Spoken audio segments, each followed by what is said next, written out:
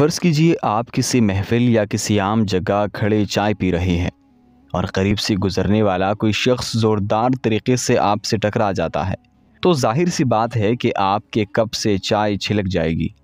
کوئی آپ سے دریافت کرے کہ آپ کے کپ سے چائے ہی کیوں چھلکی، تو یقیناً آپ کا جواب ہوگا کہ جب کپ میں تھی ہی چائے تو چائے ہی چھلکنی تھی، کیونکہ وہی کچھ چھلکے گا جو آپ کے کپ میں ہوگا، یعنی جو ہمارے اندر تربیت کے ذریعے ڈالا گیا ہوگا۔ بالکل اسی طرح زندگی میں ہمیں جب کبھی کوئی دھکا لگتا ہے تو ہماری اصلیت چھلکتی ہے، یعنی جو ہمارے اندر تربیت کے ذریعے ڈالا گیا ہوگا یا کردار سازی کی صورت ہم نے خود اپنے اندر اکٹھا کر رکھا ہوگا، وہ سامنے آ جاتا ہے۔